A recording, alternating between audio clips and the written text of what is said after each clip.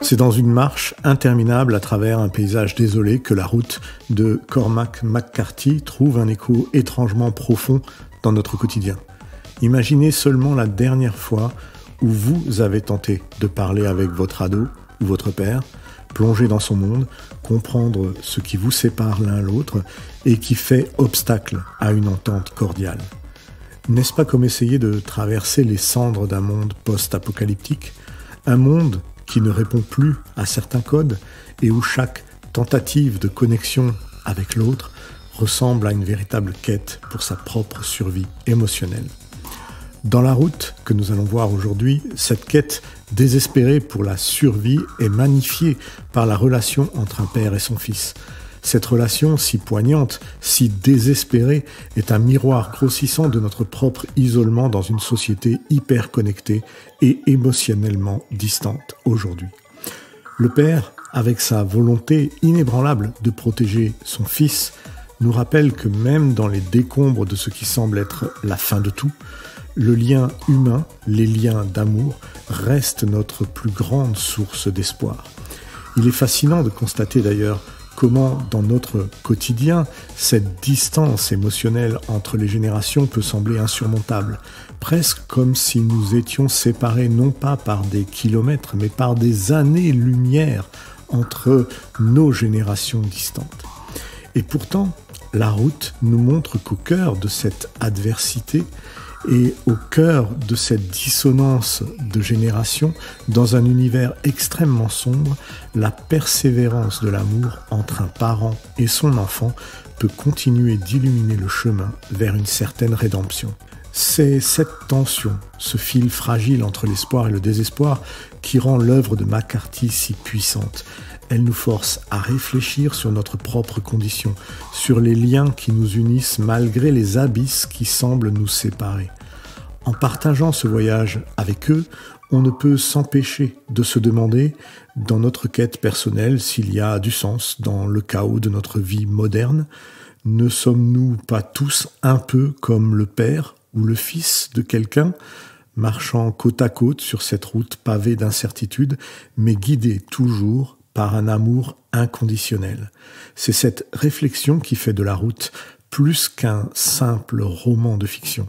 Ce récit devient un miroir de notre propre voyage, parfois solitaire, souvent difficile, mais toujours éclairé par la flamme vacillante de l'espoir.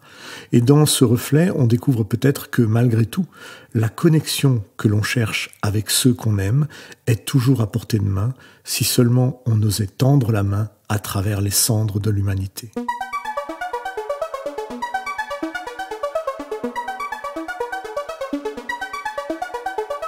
Salut les fans de fiction. Aujourd'hui, nous allons plonger dans un univers où la lumière du soleil peine à percer à travers un voile de cendres perpétuelles, où chaque pas est une lutte pour la survie de toute personne encore en vie dans ce monde, et où l'amour entre un père et son fils nous rappelle ce qui fait de nous, avant tout, des êtres humains. Nous allons explorer ensemble le roman La Route de Cormac McCarthy, un chef-d'œuvre de la fiction, de la science-fiction post-apocalyptique qui ne laisse personne indifférent. Publié en 2006, La Route nous embarque dans le voyage éperdu d'un père et de son fils à travers un paysage ravagé, une Amérique méconnaissable, dévastée par une catastrophe inconnue qui n'est pas nommée. Ce monde maintenant est un désert totalement froid, gris, où la vie peine à subsister. Nos deux personnages, que McCarthy choisit de ne jamais nommer, incarnent l'ultime résilience de l'esprit humain, de la race humaine. Ils sont les bons, ils sont les survivants, ils sont les porteurs de la flamme dans un monde où le mal et la désolation s'est installé et règnent en maître. Le père, lui, est très protecteur. Il est prêt à tout pour assurer la survie de son fils.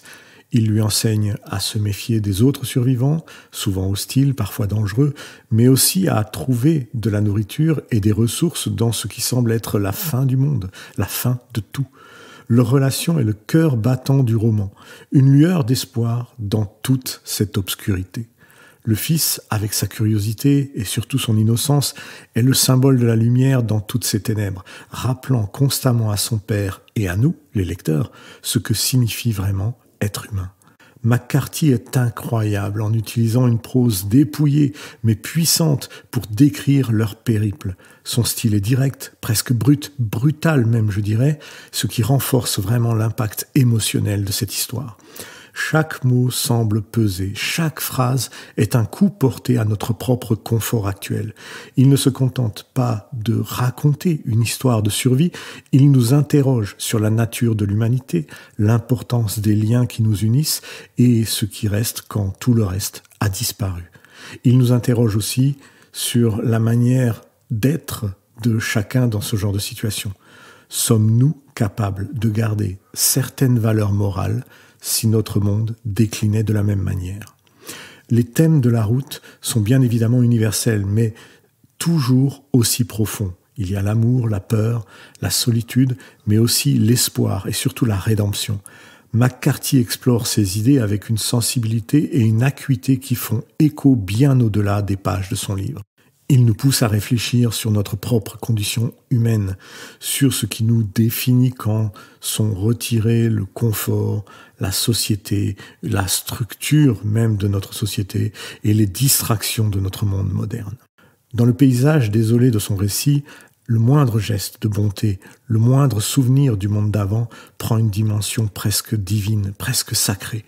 Le livre est réellement un voyage introspectif dans notre propre univers actuel, qui n'existe plus mais dont les ruines fumantes existent de ça et là, et dans notre propre giron émotionnel, où la peur et la beauté se côtoient en même temps, où chaque moment de tendresse entre un père et un fils est un rappel indéniable de ce qui compte vraiment dans la vie. Mais attention tout de même, La route est une lecture exigeante, mais incroyablement enrichissante. Cormac McCarthy nous offre ici une histoire qui va bien au-delà du simple récit post-apocalyptique. C'est une méditation sur la condition humaine, un poème, que dis-je, une ode sombre, mais aussi un hymne à l'amour et à la persévérance. McCarthy est un auteur au talent incontesté. Ses romans nous emmènent toujours dans une quête personnelle intense à travers des univers très particuliers. McCarthy est né en 1933 et il a toujours été un conteur d'histoires, explorant les thèmes de la survie, mais aussi de l'isolement ou de la condition humaine. Sa prose, à la fois dense et poétique, façonne des paysages désolés qui servent de toile de fond à des récits de lutte humaine. Avant La route, McCarthy s'était déjà imposé comme un maître du roman américain, avec des titres comme No Country for the Old Men et Blood Meridian. Mais La route, The Road, lui a valu le prix Pulitzer, consacrant son habileté à tisser des histoires qui nous confrontent à nos propres peurs les plus profondes et nos espoirs, désespoirs les plus chers. Ce qui, à mon sens, rend La route particulièrement poignant, c'est la capacité de McCarthy à infuser dans son récit une tendresse, une certaine fragilité, je dirais même une sensibilité au cœur d'un monde qui, lui, est impitoyable et ne laisse aucune chance à qui y a survécu. Le voyage du père et de son fils en est le témoignage. C'est avec un amour inconditionnel, de la persévérance et la quête de sens dans l'adversité que ces deux personnages arrivent à survivre ensemble et à vouloir rester en vie ensemble. Cette histoire, c'est aussi un peu la nôtre, une réflexion sur ce qui reste quand tout le reste a été emporté. Mais d'où vient l'inspiration d'une telle œuvre ?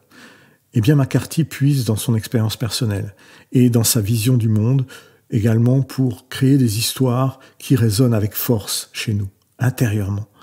Son intérêt pour les thèmes de la fin de la civilisation, de l'isolement et de la rédemption trouve un écho particulier chez lui. D'ailleurs, lui-même est souvent discret sur sa propre vie personnelle, ce qui laisse entrevoir, à travers ses textes, une contemplation profonde de la nature humaine, de notre société, et une capacité à comprendre les défis auxquels nous devons faire face si l'extrême devait arriver. Dans le contexte de La route, on ne peut s'empêcher de penser aux influences littéraires et philosophiques qui ont nourri l'imaginaire de McCarthy, des échos de la littérature existentialiste avec ses interrogations sur l'absurdité de l'existence et la recherche de sens qui imprègnent totalement son récit. De même, l'héritage de la littérature américaine, avec sa fascination pour les grands espaces et les frontières sauvages, se fait grandement sentir dans la manière dont il dépeint son paysage post-apocalyptique. Ce qui me fascine vraiment dans la démarche de McCarthy, c'est son aptitude à créer de la beauté au sein de la désolation. La route ne nous offre pas seulement un roman, il nous invite à une méditation sur notre propre existence, sur nos valeurs et sur ce qui compte réellement quand tout le reste a fini par brûler. C'est aussi pour ça que lorsqu'on referme le roman, La route, on est envahi par une multitude de sentiments.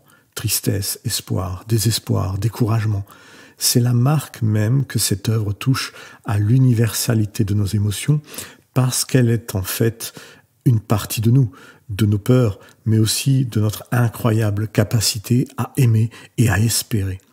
Cormac McCarthy, à travers ce chef-d'œuvre, nous rappelle que même dans les ténèbres les plus profondes, il peut y avoir une certaine dose de lumière, et c'est peut-être cela le message le plus puissant que l'on va retrouver dans ce roman. Avant de poursuivre notre exploration de cette odyssée post-apocalyptique, je prends le temps d'un petit interlude pour vous rappeler l'importance de votre voix dans cette aventure partagée. Votre ressenti, vos interprétations enrichissent la discussion et créent vraiment une communauté de passionnés unis par le pouvoir des mots des mondes issus de la science-fiction. N'hésitez donc pas à laisser vos commentaires, partager vos moments forts de lecture, vos réflexions. Comment ce voyage à travers des terres désolées vous a-t-il touché? Quel parallèle faites-vous avec notre monde actuel? Et si ce n'est pas déjà fait, abonnez-vous, likez, pour ne manquer aucune de nos escapades littéraires dans le monde de la science-fiction. Votre engagement rend vivante notre quête commune de compréhension et d'appréciation de ce genre littéraire. Revenons à La route de McCarthy. Ce récit est aussi très riche en symbolisme. McCarthy ne se contente pas de raconter la lutte d'un père et de son fils dans un monde ravagé.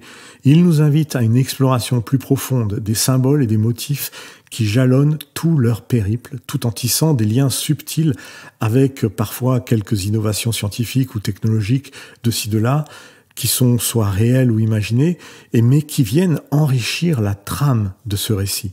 Le feu, déjà, en termes de symbole, occupe une place centrale. C'est un symbole de vie, d'espoir, mais dans le roman, il est aussi le symbole de la destruction.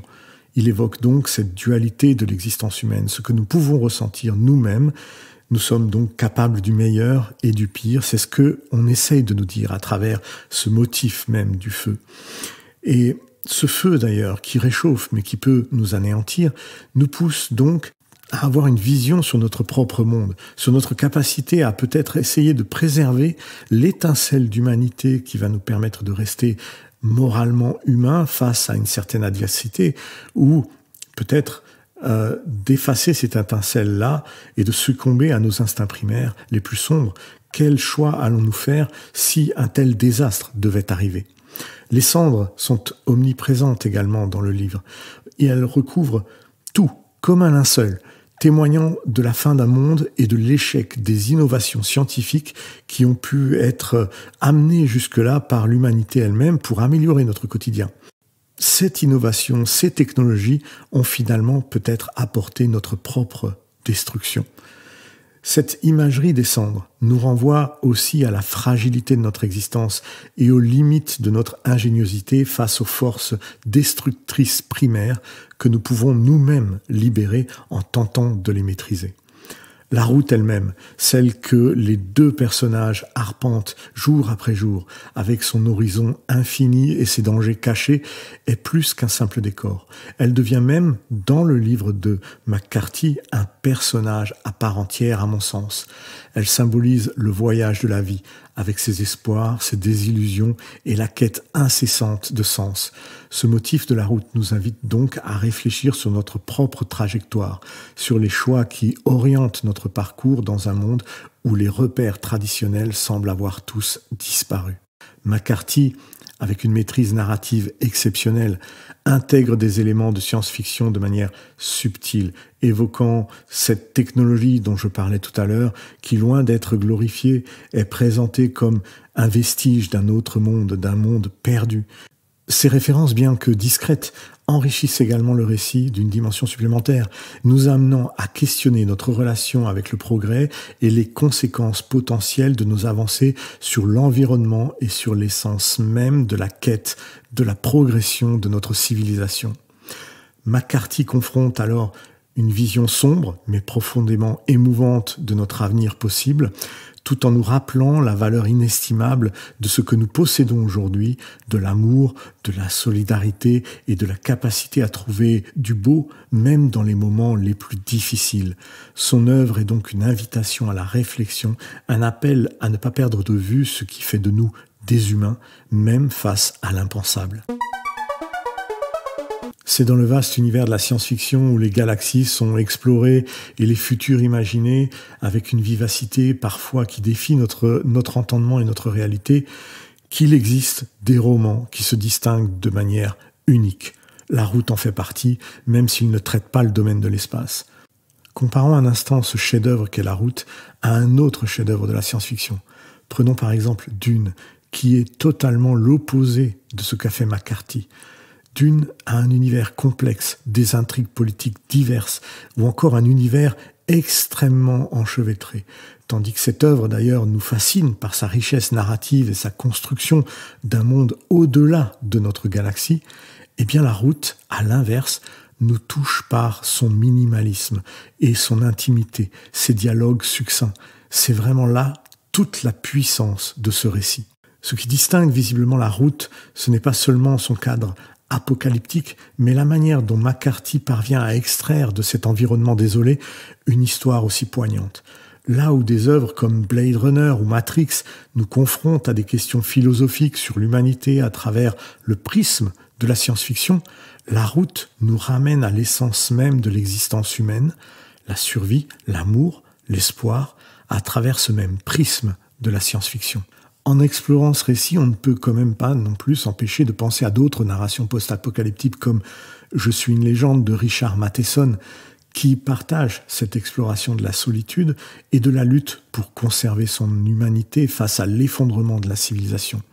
Cependant, McCarthy, à mon avis, représente la relation père-fils, leur dialogue minimaliste avec une telle puissance que cela crée une proximité qui nous touche d'une manière plus profonde et surtout plus personnelle. C'est là que l'on voit vraiment la contribution unique de La Route au genre de la science-fiction. Et c'est là aussi qu'on voit cette contribution dans la vérité universelle capturée avec tant de poésie par McCarthy dans son texte, qui est non seulement destiné aux amateurs de science-fiction, mais aussi pour quiconque cherche à comprendre la capacité de l'esprit humain à trouver la beauté, la magnificence et du sens, même dans les circonstances les plus désespérées. L'impact culturel et social de La Route est indéniable. Depuis sa publication en 2006, le livre a captivé énormément de lecteurs et même les critiques ont été subjugués par ce roman. D'ailleurs, il a remporté, comme je vous le disais, le prix Pulitzer de la fiction. Mais au-delà de ces récompenses, son influence s'étend dans la culture populaire, suscitant des débats sur notre vulnérabilité collective face à une catastrophe et à notre indomptable volonté de survivre. Dans un monde où la fiction dystopique peuple abondamment nos écrans et nos étagères, La Route se distingue par sa poignante beauté et son réalisme brutal. Mais ce qui me fascine le plus dans cette œuvre, ce sont les questions philosophiques qu'elle soulève. Comment vivons-nous face à la désolation ? Quelle est la valeur de la vie dans un monde privé de ses couleurs ? McCarthy ne propose pas de réponse facile, au contraire, il nous invite à contempler la nature de notre propre conscience, de notre propre éthique sur le domaine de la survie et ultimement ce qui défie l'humanité à vivre toujours en société avec une certaine cohésion lorsque la société elle-même s'est effondrée et que les règles n'ont plus lieu. Personnellement, cette lecture a été une expérience transformationnelle. Elle m'a poussé à réfléchir sur mes propres valeurs et sur ce qui compte réellement à mes yeux si jamais je devais perdre tout du jour au lendemain. L'histoire, bien que fictionnelle, est un testament à la puissance de l'amour, de la volonté et de la capacité de l'humain à trouver le moyen de grandir face à une certaine adversité. L'auteur, d'ailleurs, réussit avec une habileté remarquable à nous faire ressentir la tension constante de l'histoire. McCarthy ne s'encombre pas de dialogues superflus, les échanges entre le père et son fils sont d'une économie de mots incroyable, mais d'une profondeur émotionnelle qui transperce le cœur. Ce qui fascine dans La Route, au-delà de sa dimension narrative simple, c'est sa capacité à transcender le genre de cette errance désespérée à travers vraiment une avarice de mots. Analyser La Route m'amène à réfléchir sur le style narratif de McCarthy vraiment de manière différente. Ce mélange singulier de minimalisme et de lyrisme également dans les mots est assez incroyable, là où j'ai plus l'habitude de lire des romans où les dialogues sont plutôt riches et détaillés.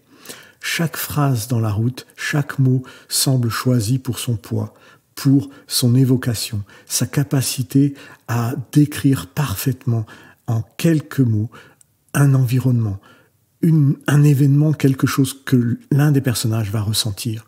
C'est cette économie de langage qui confère au roman son intensité et sa force évocatrice, faisant de chaque page non pas une simple lecture, mais une expérience viscérale à vivre.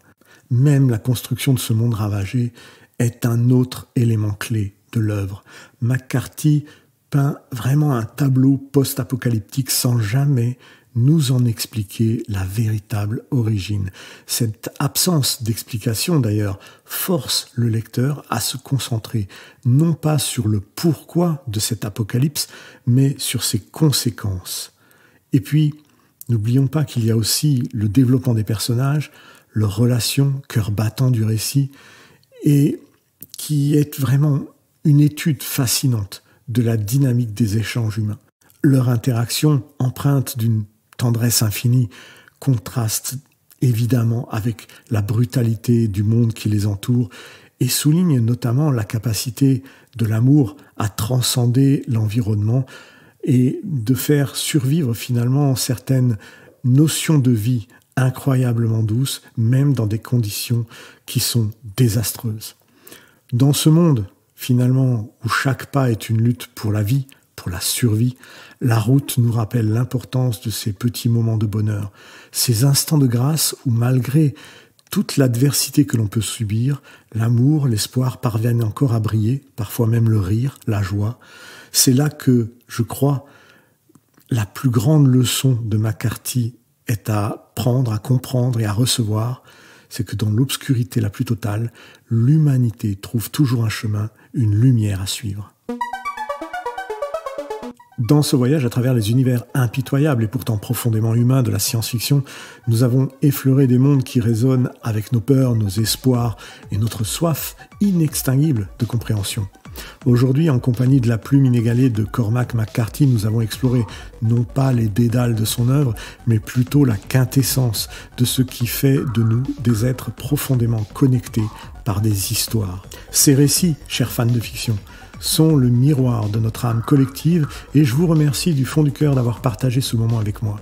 Chaque échange, chaque partage enrichit notre communauté, alors n'oubliez jamais que dans chaque histoire, il y a un fragment de nous-mêmes, un appel à regarder au-delà de l'horizon et à embrasser l'inconnu avec curiosité. Et maintenant, il est temps de se dire au revoir, mais seulement pour un court instant. La route de la fiction et de la science-fiction est longue et pleine de récits à découvrir. Alors prenez soin de vous, gardez votre esprit ouvert et votre cœur prêt à ressentir de nouveaux récits de science-fiction. À bientôt les fans de fiction.